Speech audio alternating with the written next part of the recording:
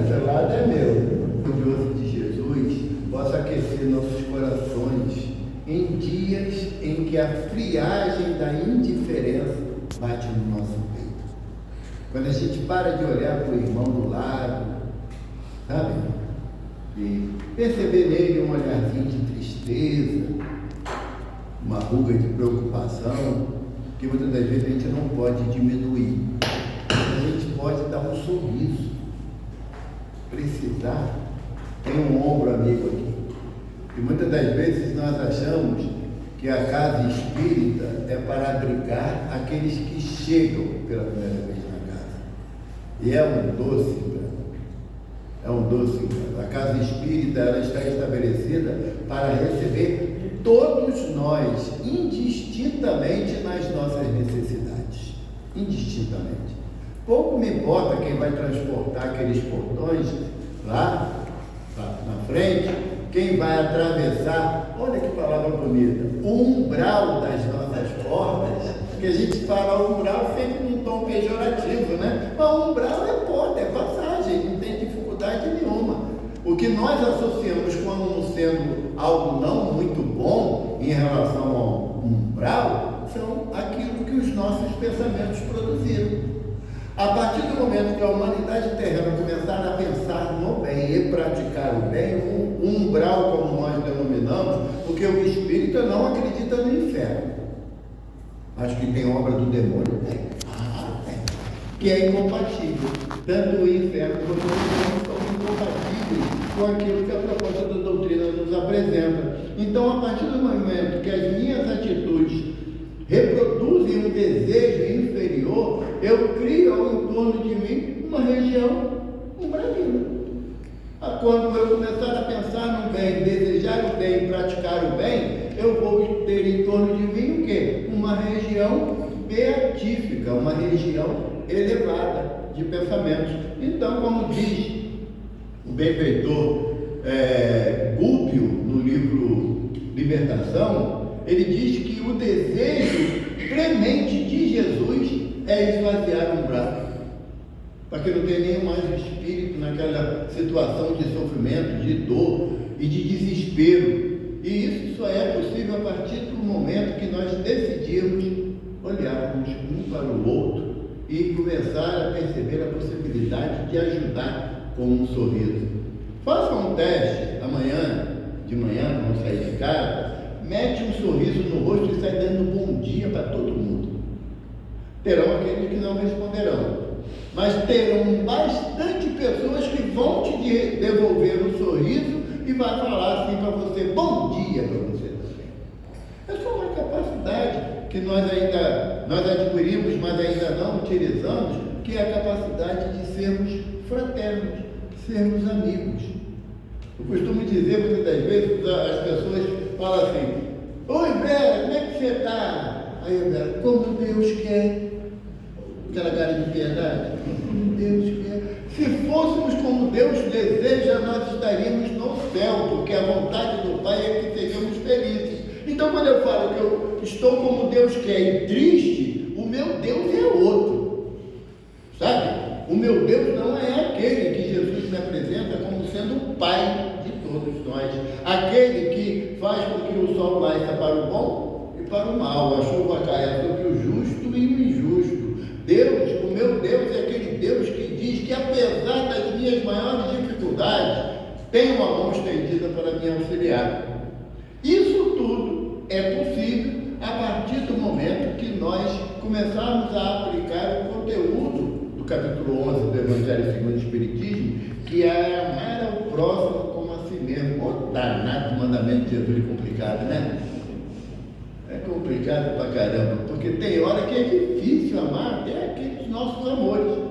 Nossos filhos, tem hora que tiram a gente do sério, né? Nossos maridos. Uma coisa que eu estava observando, sabe o que é? O coral só tem menina, né? Os homens é tudo. Mas ele hoje está na recepção. Quem? O Douglas. Douglas. Quando me chamar de novo, tira ele de lá para mim ver um menino cantando. Eu gosto muito de cantar, mas o bom senso diz que eu tenho que ficar de Vai levar a cantar. Mas quem tem voz bonita, gente, Alcides canta bem pra caramba, sabia? Canta bem pra caramba, Alcides. Entendeu? Vocês não conhecem esse vozerio aí do Alcides. Mas é até um estímulo para a rapaziada, né? Soltar a voz um pouco, né? Se colocar, porque a música eleva a alma. Essa música do nosso irmão João Caleb, né, que foi cantado hoje, tem outras músicas dele também muito bonitas, mas não importa para onde vão as almas das andorinhas. O que importa é que temos um Deus que zela por todos. Eu gosto de falar uma coisa para implicar, tá? Eu gosto de falar. Deus também é Deus da barata, do rato, da lagartixa, do escorpião.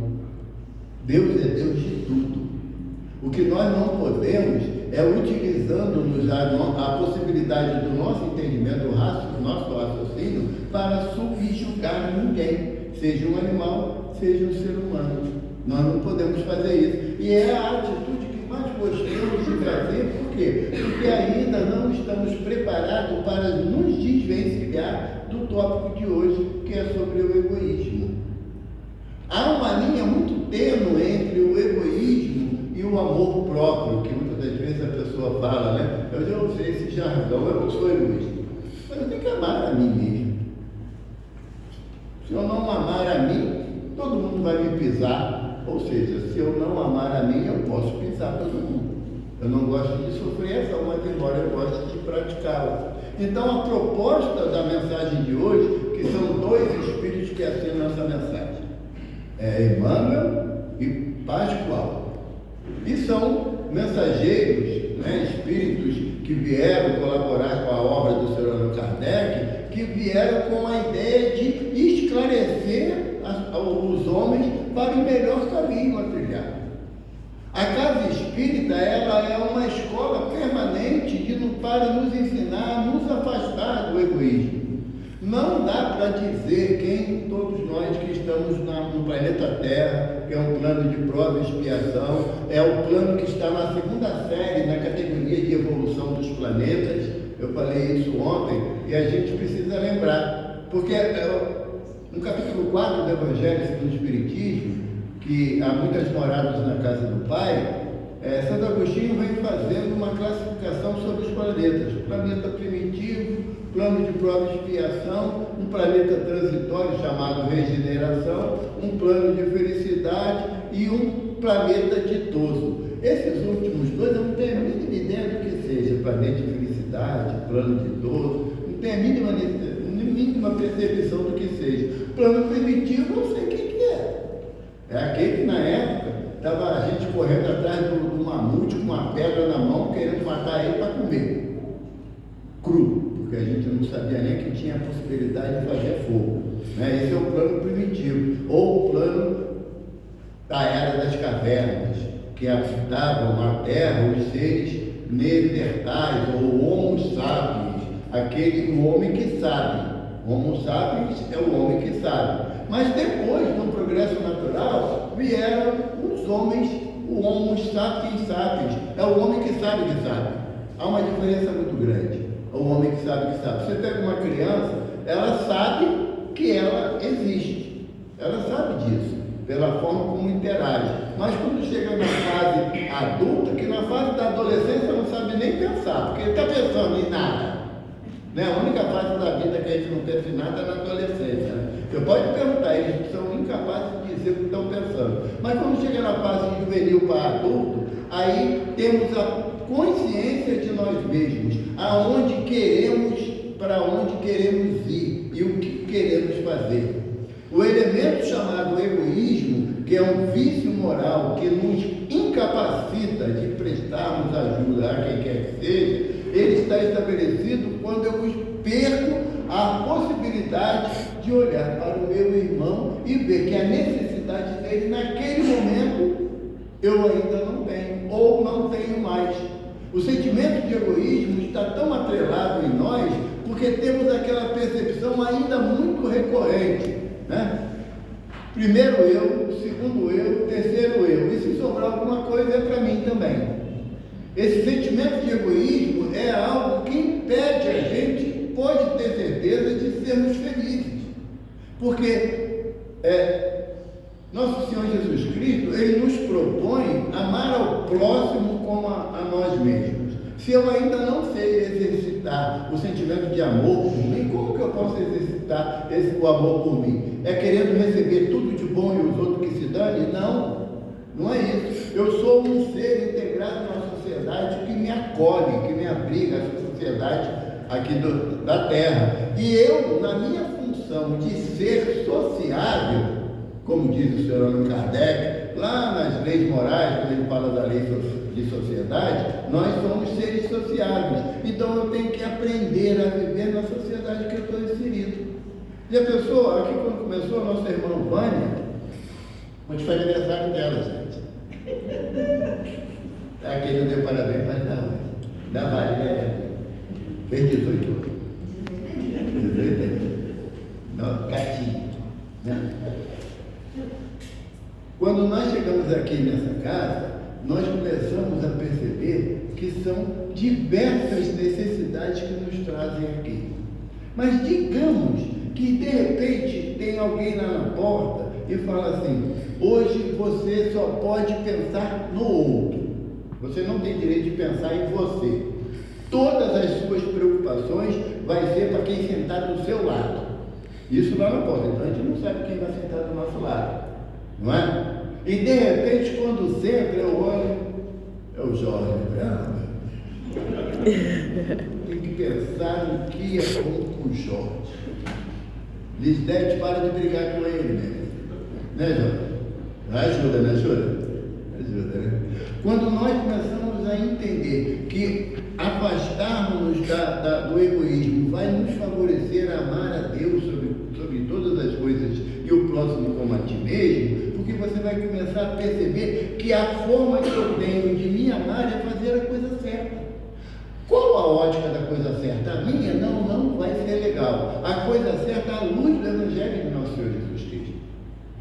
Jesus, ele nos orientou de uma forma tão intensa que todos os ensinamentos que a gente pode aplicar na nossa vida em diversos momentos da nossa caminhada. Jesus fala assim para você: façais ao teu semelhante aquilo que gostaria que ele fosse feito. Já viu alguém chegar e falar assim: eu quero ganhar uma bufetada na cara, porque eu mereço apanhar porque eu fiz uma coisa errada? Alguém fala assim? Mesmo que vocês tenham feito alguma coisa muito errada e alguém lhe agride em função desse erro, você vai sofrer aquela agressão, mas vai ficar bastante chateado. Por quê? Porque você vai entender que o seu erro não justificava a agressão que você sofreu. Então, quando o Mestre nos propõe que nós devemos fazer ao próximo aquilo que gostaríamos de receber, Jesus fala assim: começa aí o antídoto do egoísmo. Bruno, você vai poder hoje, só hoje, nesse exato momento, respirar todo o ar do ambiente. Só você. Nós tudo vai se dar mais. Topa? Porque a gente não tem capacidade de fazer isso, né? Porque se tivesse, sabe? Se tivesse, no momento de discussão, não está olhando para um cara muito amigável para tu, não. Eu te ajudo. Tua batata está assando aqui. Eu estou vendo a carinha dela aqui. Tá? Mas se nós tivéssemos a percepção do que o ato de egoísmo que eu cometo, o quanto que impacta a vida do outro, o quanto que faz o outro sofrer por um ato de egoísmo, nós começaríamos a exercitar a mudança da nossa conduta. Seu Emmanuel diz para a gente aqui no texto que o egoísmo é o pai de muitos dos sofrimentos da sociedade humana. Pelo egoísmo, criam-se batalhas que chegam a guerras, simplesmente porque não quer mudar de opinião. Certa vez um amigo falou para mim que quando a gente acorda, ele falou para mim, mas extensivo a todos nós, quando a gente acorda de manhã, que vai para o banheiro fazer a nossa higiene, que você olha no espelho, naquele momento, você tem que tomar uma decisão em relação ao seu dia. Você quer ter razão ou quer ser feliz? As duas coisas são incompatíveis. Para nós, ainda, pelas nossas dificuldades, é ainda quase impossível você ser feliz tendo razão permanentemente. Porque nem nosso Senhor Jesus Cristo chamou para ele a razão diante de momentos extremos. Por quê? Porque o que Jesus entende como verdade não é a mesma verdade nem para nós e nem foi para Pilatos. Porque o Senhor Emmanuel fala, Jesus era a virtude do amor e da fraternidade. Pilatos representava o egoísmo de uma sociedade. Digamos que haja uma determinação agora, 7h29, agora, só vai sair daqui da casa e voltar para a sua casa quem for vascaíno. Alcide, tu fica. Ele é tricolor, coitado. Tu fica. Só quem for vascaíno, e tem que saber cantar o hino do Vasco todinho. Assim, vai para um lado de sofrimento que eu estou falando, entendeu, Bruno? Então, para lado de sofrimento, né? Aí você fala assim, não, porque quem não for vascaíno vai sofrer penalidades graves aqui dentro. Vai ser um tal de querer aprender o hino do Vasco rapidinho, né? Porque é mais vantagem trocar de time do que trocar de corpo, né? A gente tem muita necessidade de estar no corpo que nós temos. Então, mediante uma proposta veemente, o nosso egoísmo vai falar mais alto. Quando eu chego aqui na casa e alguém me propõe a oportunidade de um amparo, de um socorro, e eu vou contar uma história do que aconteceu comigo, eu posso contar, eu não vou contar a história dos outros, que aí eu tenho que omitir o nome. Eu estava no Meia, eu já falei isso aqui, eu estava no Meia, dentro de uma lanchonete, tomando um café. O espírita, ele tem uma atração irresistível por aquele que pede alguma coisa, né? E eu estava lá tomando meu café, aí sabe que aquele olhar periférico, que tu percebe que vem alguém olhando para você, e aí eu já imaginei, no bolso, na carteira eu tenho notas de 20, mas no bolso tem uma nota de 5. Então, entre dar 20 prata e dar 5, né, doemos os 5 que dói menos. Aí eu peguei, o rapaz já veio andando, eu já meti a mão no bolso. Quando ele, bom dia, eu falei, vai lá tomar um café? Não, eu queria saber onde era a rua, não.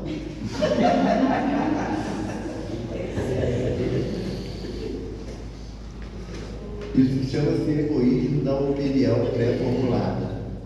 Tá? Aí, claro, eu fiquei com tanta vergonha, sabe? Eu senti que eu fui com ele até a rua que ele queria. Sabe? Larguei meu café para lá, o bichinho esfriou. Por quê? Porque nós prejulgamos as ações do outro baseado no nosso egoísmo. O egoísmo é o que é aquele ser que acha que, primeiro, ele está sempre certo, segundo, tudo gira em torno dele. Ele é incapaz de pensar na possibilidade de ele estar errado. E se ele estiver errado, a culpa é do outro. Entende? Eu estou errado porque a Brenda me ensinou errado, a culpa é dela.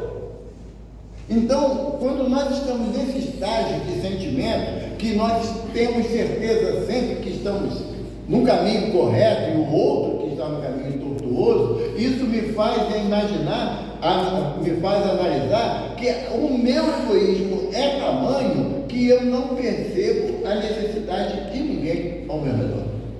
Na pergunta, se eu não me engano, 909 do Livro dos Espíritos, o senhor Allan Kardec pergunta assim aos benfeitores da humanidade: vencidos os vícios e as imperfeições, o que impede o homem de progredir? Eu achava que meus vícios e minhas imperfeições eram os maiores responsáveis pelo não progresso moral. Mas o senhor Kardec não entendeu assim. Ele acredita que existe uma outra situação que provoca esse estacionamento numa região de incapacidade. Então ele pergunta, né? Vencidos os vícios e as dificuldades e as inferioridades, o que impede o homem de progredir? As respostas dos benfeitores: o interesse pessoal. O interesse pessoal, também denominado de egoísmo, é quando eu quero colocar as minhas vontades à frente de tudo que eu vou fazer, de tudo que eu sou. A casa, de repente, santo chega aqui e fala assim: hoje nós vamos distribuir uma caixa de bombom. Um para cada um, pacote de bombom para cada um. Sabe o que é essa? É que meu vizinho, aquele que vem sempre aqui, sabe quem é? Seu José? É aquele baixinho assim, ele não pôde vir. Eu posso levar a caixinha de bombom para ele? Aí o santo fala assim, Paulo, não está me convencendo dessa verdade. Aí Paulo, não pode não. Isso que é caridade. Aqui diz que pratica caridade. O que custa dar mais uma caixinha de bombom para levar para o seu José? Por quê? Porque o meu interesse é que o seu José não está em casa e aí eu vou ficar com 2 caixas de bombom. Mas o seu José gosta tanto de bombom, é o problema dele. Ele viesse aqui e pegava dele. Porque o interesse pessoal está sempre associado à satisfação das minhas necessidades. Das minhas necessidades. E olha que Jesus dá receita para a gente. Jesus fala assim, se teu irmão te obriga a caminhar 1000 passos, caminha 2000 por conta dele. Porque diz Emmanuel numa mensagem que o primeiro 1000 passos você dará para satisfazer a necessidade daquele irmão. E o segundo 1000 passos você tentará convencê-lo que a prática do bem parte do princípio do respeito ao próximo. Quando eu estabeleço que a necessidade deve ser preservada, eu estou ignorando o direito do outro de, inclusive, ser contrário à minha opinião.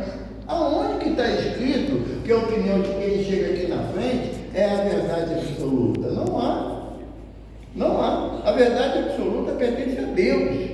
O Pai é a verdade absoluta. Porque quando Pôncio Pilatos perguntou a Jesus que é a verdade, o mestre se calou. Porque nós temos muitas das vezes noções de determinados pontos da verdade que para o outro ainda é algo ofensivo. Ofensivo. Honrai a vosso pai e vossa mãe. Aí a gente fala assim, hoje em dia não dá para ser assim. Hoje em dia o mundo está horrível. Antigamente era melhor. Antigamente tu tinha que cavar um poço para poder achar água. Você tinha que pegar lenha para fazer a comida. Você tinha que andar daqui até o recreio para poder chegar na escola ou então alcançar o trabalho. O que acontece hoje em dia é que o egoísmo entrou num patamar tão grande que eu não me importo mais com a necessidade do meu irmão, do meu semelhante. As casas espíritas foram instituídas na Terra para desenvolver o aprendizado do Evangelho de Jesus. E uma das formas de desenvolver o Evangelho é pela prática da caridade, que é contrário ao egoísmo. Diz a mensagem sobre a caridade que o egoísta ele não pode ser caridoso. O orgulhoso não pode ser fraterno. Porque o orgulho e o egoísmo caminham para o par. São as 2 chagas da humanidade que ele fala o seu Emmanuel para a gente. As 2 chagas. Quando eu quero elevar a voz para que a minha vontade prevaleça, eu estou sendo egoísta. Eu estou falando isso para vocês, não é porque o Evaldo está distante dessa realidade que não está, não. Eu tenho minha esposa, uma amiga e uma filha aqui. E sabe quantas vezes que eu piso na bola no aspecto do egoísmo? Agora, se eu não consigo ainda identificar os pontos de egoísmo em mim, como é que eu vou apontar para alguém que no meu entendimento é egoísta? Ele é egoísta porque não fez o que eu quis, ou não me deu o que eu pedi. Agora, qual é a possibilidade dessa pessoa atender às minhas necessidades? A mesma que eu tenho de atender a necessidade de alguém. Porque o mestre fala, aquele que quiser vir após mim, negue a si mesmo. Estamos preparados para negar todas as situações que nós achamos que é justo nós termos? Será que estamos preparados para abrir mão de todas as situações que nós enfrentamos no nosso dia a dia? Será que eu estou preparado para negar a existência da família que me acolheu ou a família que eu organizei, simplesmente porque eles não compreendem mais a minha opinião? Será que eu estou preparado para deixar um filho, uma filha, seguir o rumo que bem entende? Porque enquanto é criança é uma maravilha, pega pela mão e leva. Depois que consegue se manter em pé e já entende que o caminho da rua é mais agradável, aí tem como você chegar a cercear a liberdade desse filho? Não. Nós sempre dizemos com muita frequência, né? Mexe comigo, tudo bem, mas mexe com meu filho, eu viro.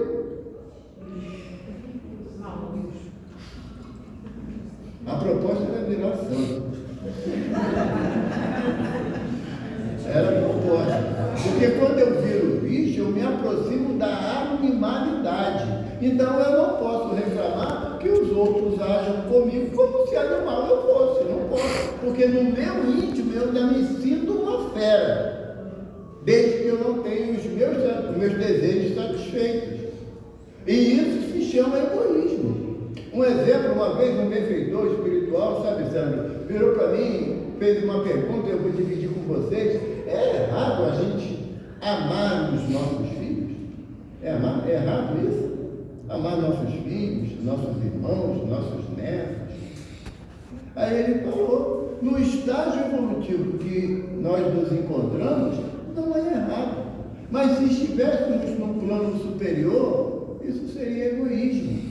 Porque eu amo meus filhos. Os teus filhos.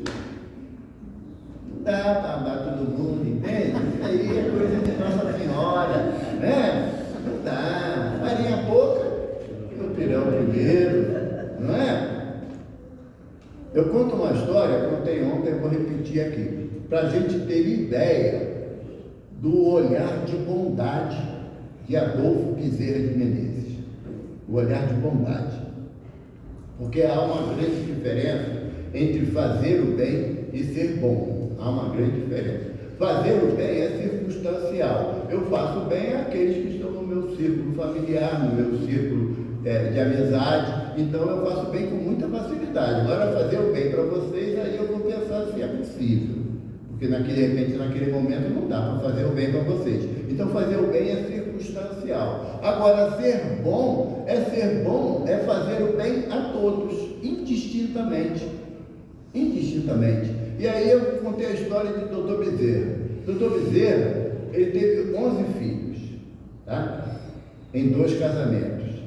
Dos 11 filhos, 6 desencarnaram em diversa faixa de idade. 6. O filho mais velho do Dr. Bezerra era estudante de medicina lá em São Paulo. E ele entrou num processo obsessivo muito severo, chegando à subjugação, ou seja, quando a pessoa perde o domínio sobre si próprio e o espírito passa a dominá-lo. É o processo de subjugação ou, em casos mais graves, de possessão.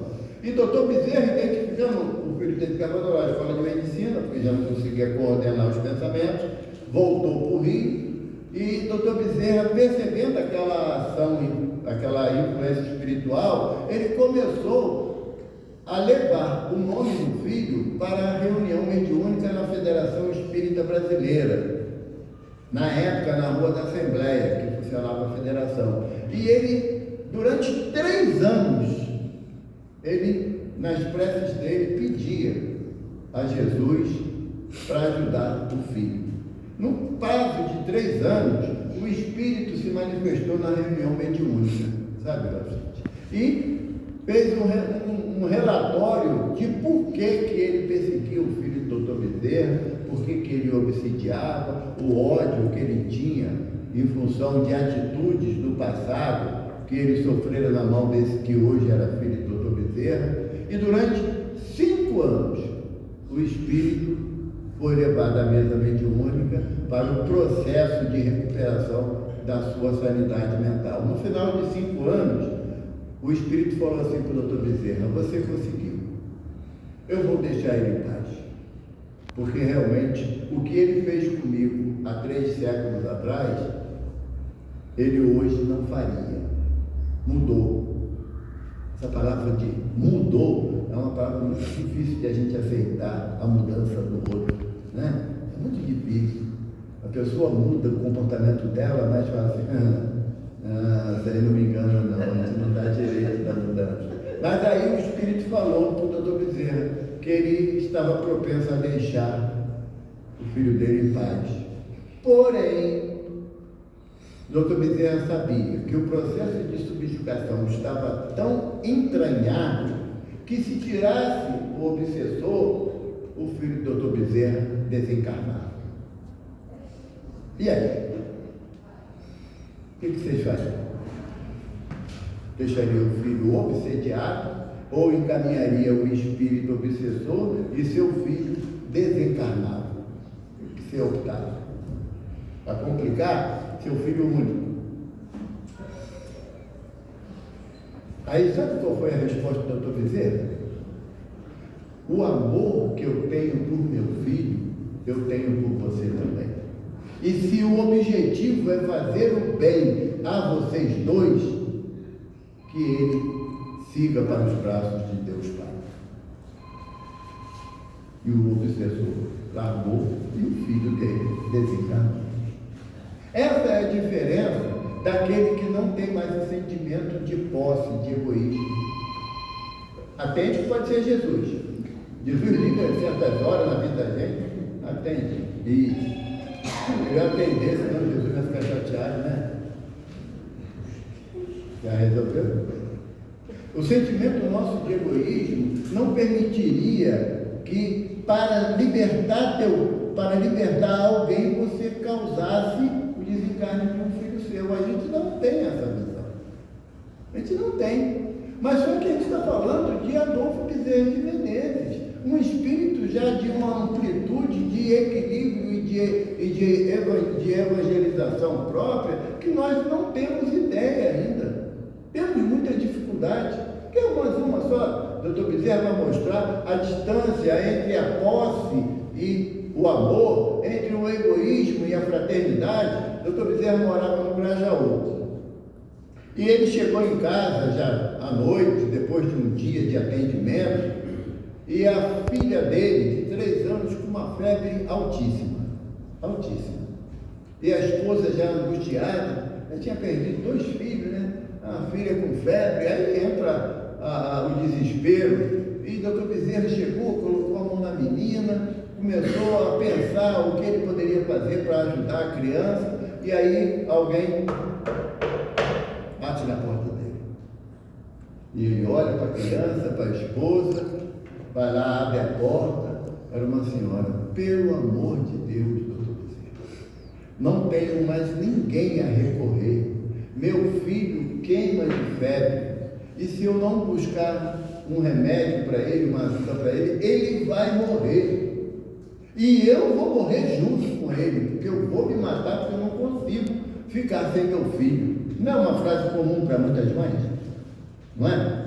Doutor Bezerra olha para a filha, chega perto da esposa e fala: fica aqui com ela, eu vou atender o filho dessa moça.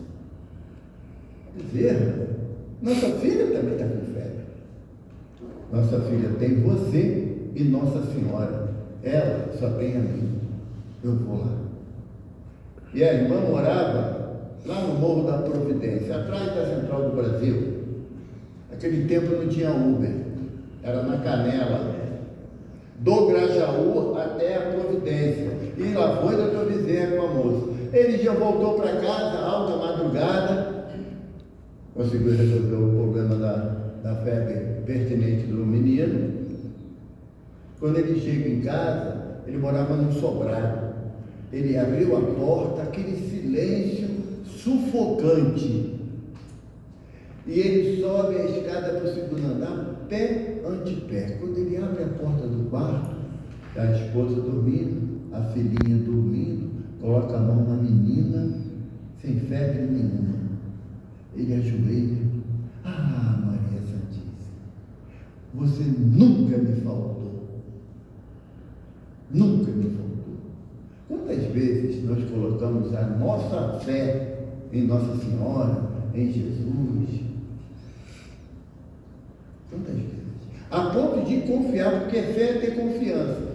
Fé não é crença, não. Crença é outra coisa. Crença é acreditar. Fé vem de fidelis, de fidelidade, de confiança, de certeza. Isso é fé. Porque quando nós começamos a exercitar a nossa fé, a nossa fidelidade a Deus, eu olho para o lado e só vejo irmãos meus que eu tenho responsabilidade de ajudar, mesmo que eu não esteja lá, grandes coisas de equilíbrio. Mas se bateu a minha porta, é Jesus quem fala. Não é ideia de que cabeça de Evaldo, não. Jesus é quem fala, não negues a quem te pede, nem fuja de quem te chama. E quantas vezes que no nosso egoísmo eu prefiro não atender, porque eu quero ver o jogo do Flamengo que está na televisão. Ou que eu estou numa conversa muito boa com um amigo no telefone ou pessoalmente e vai pedir de novo. Liga, olha, sempre assim, só liga na hora errada. A hora errada para quem? Se a pessoa que está com necessidade, ela busca o auxílio que ela tem naquele momento.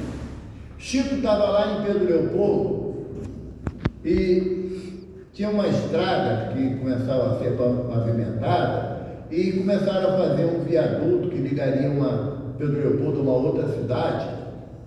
A obra não teve continuidade. E embaixo do viaduto começou-se a abrigar algumas famílias que não tinham aonde morar. E o Chico, toda sexta-feira, ele juntava um pouquinho daqui, um pouquinho dali, um legume aqui, outro legume ali, e levava para o pessoal lá embaixo da ponte.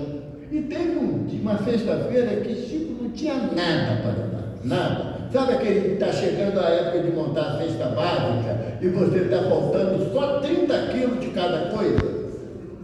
Sabe? Aí bate aquela agonia, né, Bruno? Aquela agonia e começa a ligar para um, liga para outro. Foi o dia do Chico, não tinha nada para levar para o pessoal embaixo da ponte. E aí, uns amigos de São Paulo virou para ele e falou assim: e agora, Chico?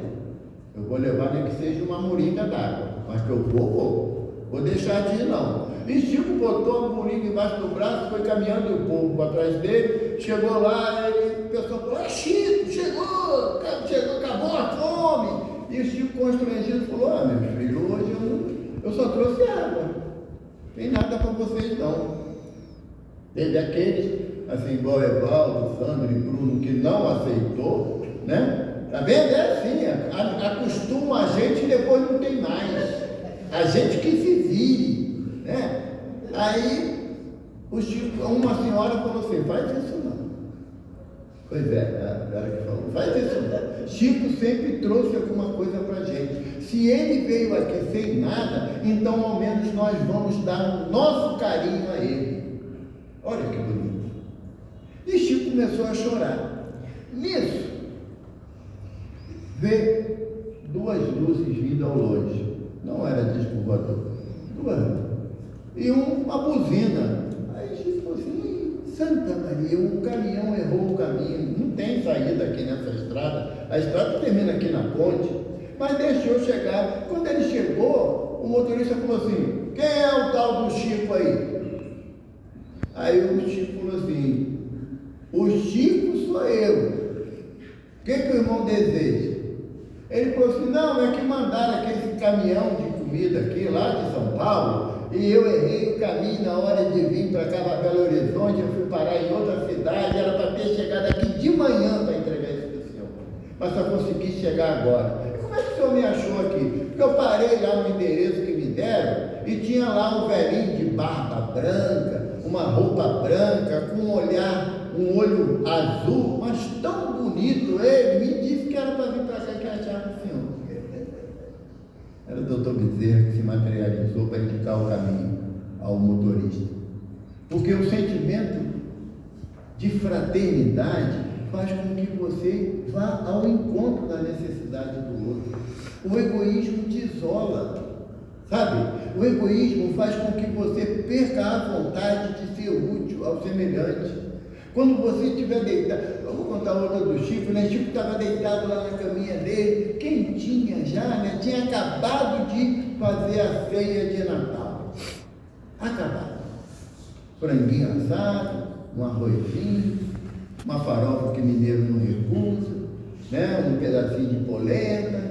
Chico tinha comido, estava com o bucho cheio, deitou lá na caminha dele para dormir. E na prece dele, agradecendo ao nosso Senhor Jesus Cristo, que era noite de Natal, pela vinda do Mestre até nós. E ele, nas orações dele, aí aparece Emmanuel. E quando a Emmanuel aparecia para o Chico, não era para dar parabéns, que bom trabalho que você fez, né? Está no caminho certo, garoto, vai que é tua, atrapalhou, nada disso. E Emmanuel falou assim: o que você está fazendo?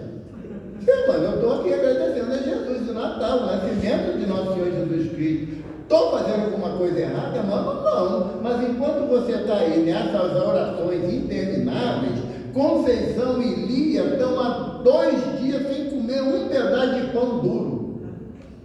Mas você está de bucho cheio, né, Chico? Se dane os outros, né? Aí Chico, tá bom, senhor. Levantou, desarvorado, virou para Luzia, mandei Luzia. Ela, Chico, estou deitada, eu estou de camisolão. Ele, pois é, eu também. Mas vamos preparar aqui um farnel. Onde tu vai essa hora, Chico? Toma atento, Chico. Ele falou assim, eu vou ver Conceição e Lia. Não dá para ser amanhã de manhã, não, porque a fome não espera. A fome não espera. E muitas das vezes uma pessoa olha para você num teu olho e fala assim, estou com fome, não tenho nada para te dar. Você sabe, não para raciocinar que a pessoa está com fome. Está com fome. Ah, eu não dou dinheiro. Não dou dinheiro porque vai fazer o que não deve. Então você não deu, você emprestou. Porque quando você dá, não é mais teu. Sabe? O irmão vem aqui, chega ali no bazar, vou falar baixo, a Lisdete vai para ela não ouvir. Dependendo da Lisdete, vai falir o bazar. Porque ela não consegue cobrar nada. A pessoa conta uma história triste. Sabe? É uma coisa horrível. É uma coisa horrível. É o jeito dela, né? Não pode brigar com ela, ela que manda no negócio, mas a gente não dá chance da pessoa falar, sabe? O nosso egoísmo é tamanho que eu penso assim, se alguém me der um dinheiro, eu vou tomar cachaça. Então, se eu vou tomar cachaça, toda pessoa que eu der dinheiro vai fazer o quê? Porque eu julgo o outro por mim.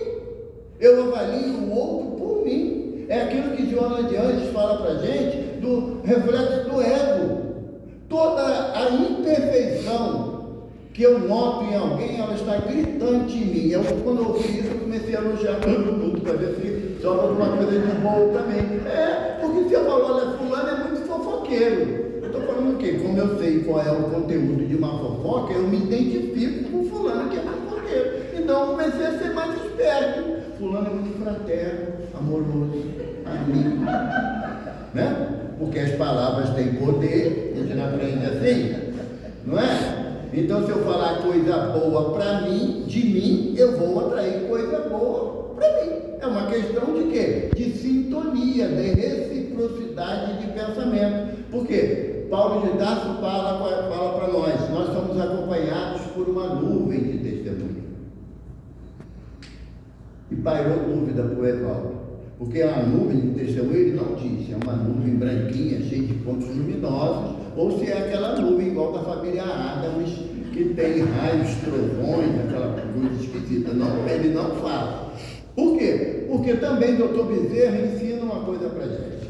O ditado popular fala, diga-me com quem andas que eu direi quem tu és. Dr. Bezerra mudou.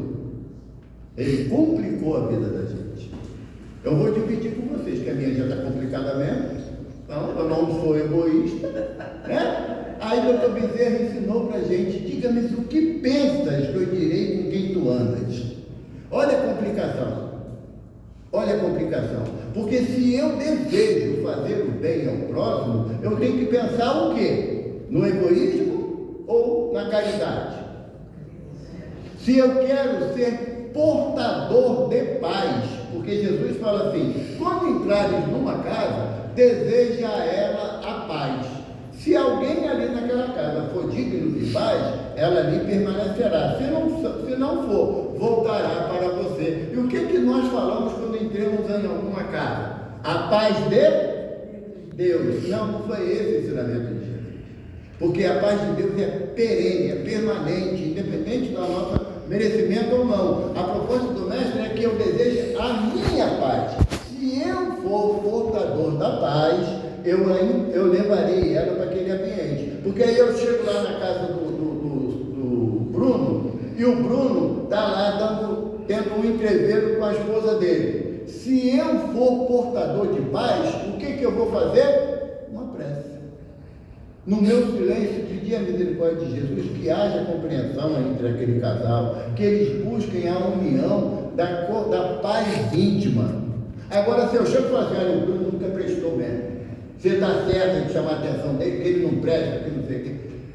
Eu estou levando paz ou estou levando discórdia?